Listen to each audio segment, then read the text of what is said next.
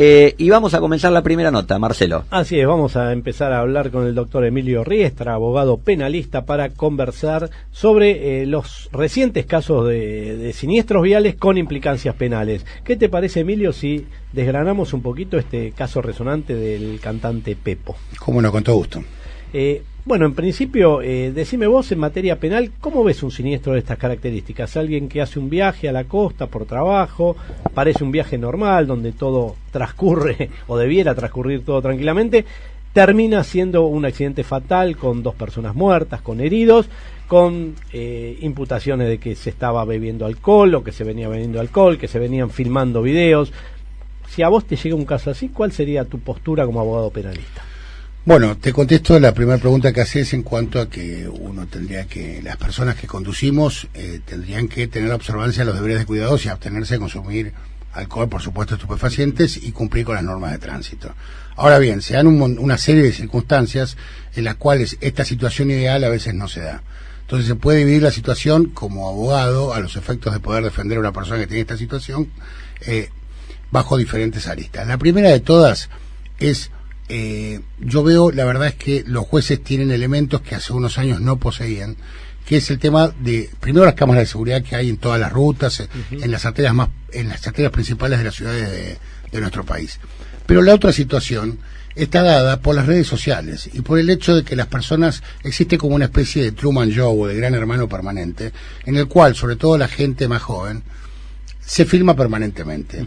Y eso, de alguna manera, implica, más allá de ingerir o no alcohol, que para eso tendría que haber una pericia de alcoholemia, implica una prueba indiciaria cuando existe una tragedia de este tipo en el cual fallece una persona. En este caso, puntualmente, que estamos hablando del cantante Pepo, entiendo que hay en diferentes redes sociales, el imputado se filmó de alguna manera, no solamente ingiriendo alcohol, sino manejando y no observando los deberes de cuidado, riéndose, todo lo demás. Esto no es una prueba, reírse, filmarse y todo lo demás, pero muestra de alguna manera y arma un rompecabezas que en este caso le ha jugado en contra cuando tiene decretada la prisión preventiva. ¿Es algo que de alguna manera atenúa su responsabilidad el hecho de declarar: se me cruzó un animal, se me cruzó un perro, lo quise esquivar, mordí la banquina, nos accidentamos? Lo que pasa es que eso después lo tenés que ir probando. Tenés que probarlo con una pericia accidentológica y a qué velocidad iba, la huella de frenado y una serie de cuestiones. Y además, en este caso, existe un testigo presencial que iba dentro del vehículo, en el interior del vehículo, que de alguna manera la gente siempre piensa que todas las personas van a declarar lo mismo. Y en estos casos no, porque cuando hay una situación límite en el cual fallece una persona, es decir, la idea siempre es que cada uno diga su verdad. Y en este caso hay algo también muy importante, que es que esta persona ya está condenada socialmente. Entonces es muy difícil para el abogado revertir esta situación. Objetivamente el juez lo que tiene que hacer es fallar acorde a derecho. Pero el tema que hay es que una persona de estas características del mundo del espectáculo ya hay una condena previa sin establecer los elementos, lo cual la carga de la prueba, en este caso para el abogado, la compañía de seguro, quien fuere, se invierte. O sea, él va a tener que probar que es inocente. Es bastante problemático para el juez tomar la decisión de excarcelarlo, tal vez cuando hay 2 personas muertas, una herida, presunción de alcohol. Es más fácil dejarlo adentro que afuera. Totalmente, en casos muchísimo más sencillos, no desgraciadamente por la pérdida de una persona, pero sino a los efectos de los elementos objetivos que se han incorporado a un sumario. Muchas veces un juez me ha dicho: usted tiene que entender que yo estoy fallando o estoy juzgando con un cadáver arriba del escritorio. Entonces es totalmente diferente. Cuando fallece una persona, es decir, el juez está casi obligado a llamarte indagatoria. Esto es interesante porque cualquier persona puede verse en esta situación. Lo hablamos el otro día en ocasión de habernos reunido, de que cualquier común puede verse en un accidente así y someterse un poco a esta maquinaria judicial que se dispara. Totalmente, y no solamente entra en juego la situación patrimonial, que en algunos casos podría haber alguna causal de rechazo por parte de una aseguradora y habría un problema de su patrimonio personal, sino estaría en juego algo muchísimo más preciado, que debe ser uno de los elementos más preciados del ser humano, que es la libertad. Entonces uno entra en esa maquinaria judicial a la que vos aludís, Marcelo, en la cual una persona sabe cuándo ingresa y no sabe cómo termina. Y las implicancias de un ciudadano común, que a lo mejor ni siquiera inobservó los deberes de cuidado, sino que existen determinados elementos que lo hacen analizar de que esa persona sí tiene responsabilidad penal, le cambia ostensiblemente la vida para siempre.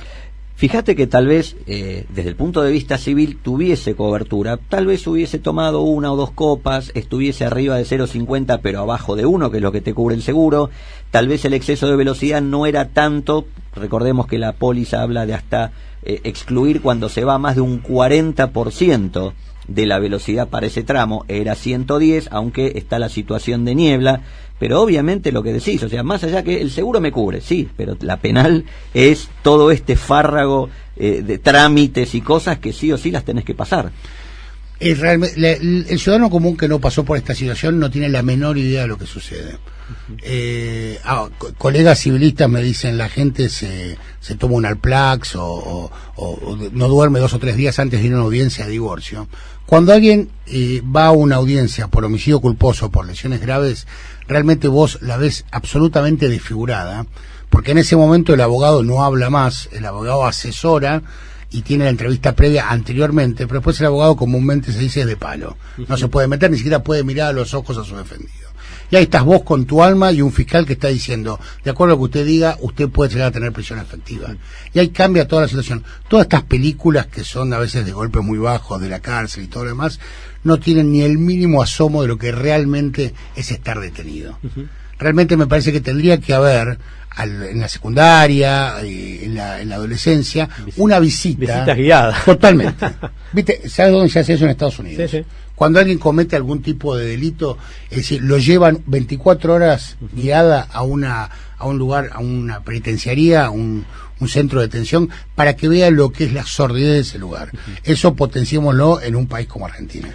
Emilio, te llevo a otro tema también resonante de la semana y tiene que ver con este choque fatal que ocurrió en Quilmes, donde mueren 3 personas y una cuarta el conductor está gravemente herido, donde hay 2 personas imputadas, el conductor de ese vehículo y también un camión que estaba detenido en un lugar incorrecto.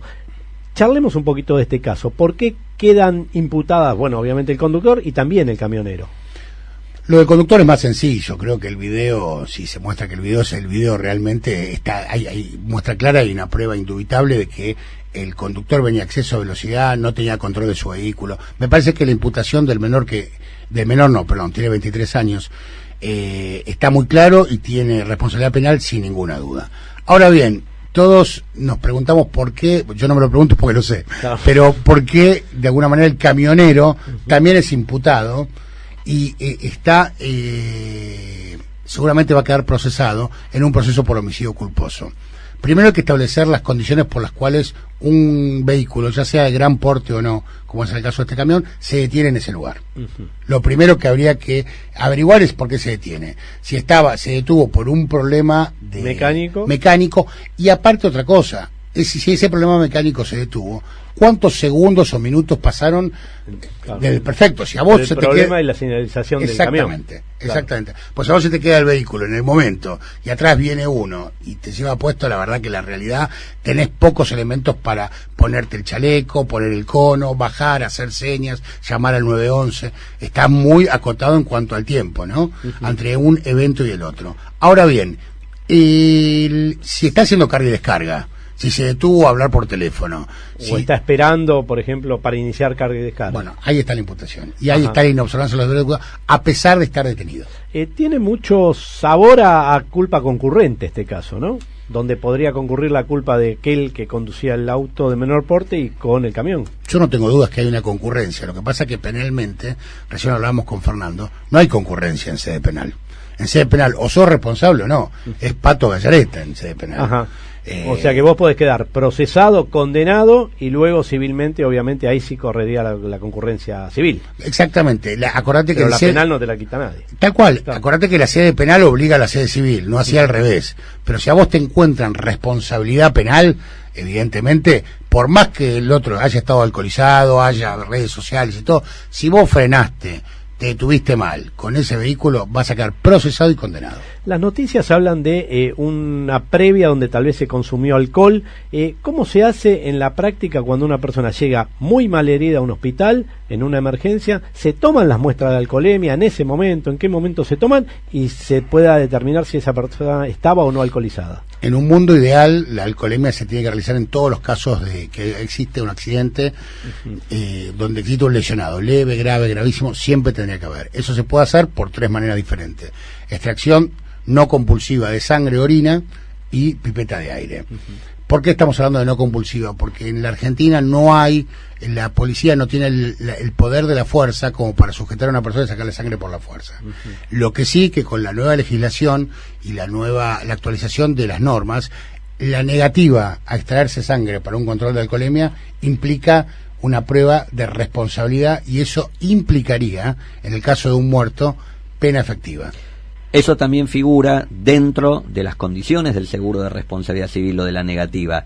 Más allá que vi que en algún caso algún juez entendió que no se puede presuponer que uno estaría declarando en su contra, no le dio validez a ese texto, pero creo que en la mayoría se respeta justamente esto, de no aceptar la extracción y ser incriminado como posible situación de alcoholemia. Esa es una de las cuestiones que más hincapié le hacemos a nuestros clientes y asegurados, en cuanto a que si hay gente, lo hablábamos con Marcelo en la semana, tiene aversión a las agujas. Va a un lugar donde el control de alcoholemia te da más miedo de adquirir en forma involuntaria algún tipo de enfermedad contagiosa. Eso tiene que fijar, tiene que constar en el acta de extracción de sangre por qué te negas, y que pedís por todos los medios que se haga consulta con la Fiscalía y el Juzgado Interventor, y que se utilicen otros medios para establecer si vos estabas alcoholizado o no. O sea, extracción de orina o pipeta de aire. Eso tiene que ser en el momento contemporáneo, no que después lo presente un abogado 24 horas después cuando no tiene validez. Ahora te hago una consulta. En este caso particular, las mismas víctimas y el conductor a través de redes suben fotos que dan a entender que estaban bebiendo copiosamente. Una foto hay una mezcla de Fernet y otra bebida, en otro hay una botella de champán en una cubeta, en otra hay una foto de una heladera con gran cantidad de latas. Ponele que entre la foto del champán a las 3 de la mañana y la del accidente pasaron 2 horas que se supone que no estuvieron leyendo las rimas de Becker. ¿Cuánto influye ahora este tema de fotos que las mismas víctimas o imputados ponen en las redes como una especie de presunción?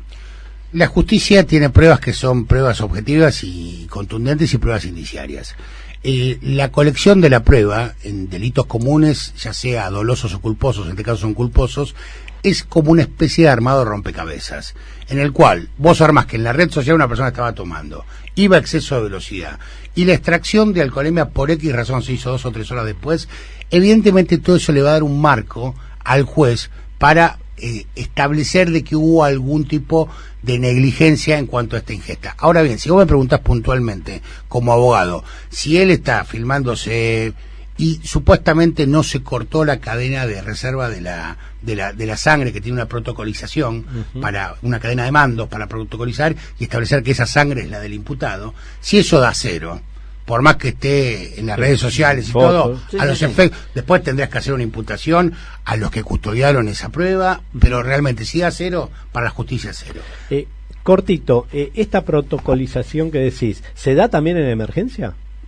O esa prueba pueden decir, no, mira, nos concentramos en salvar a la persona y la prueba está. La ley establece que se tienen que sacar sangre, primero los efectos de saber con quién estás, qué factor tienes, si necesitas una transfusión de sangre, pero también después se guarda una muestra de esa sangre y se lacra en un sobre en el cual primero se firma, hay lo que se llama una cadena de mandos, en la cual primero firma el doctor, el oficial que está a cargo de la instrucción policial, y después eso va a un lugar hasta que se hace la alcoholemia, que tarda unos días. Acá un colega nos pregunta, dice, ¿cómo guiar a un asegurado cuando enfrenta un reclamo penal y la compañía no cubre esa defensa penal, sino solamente la defensa civil?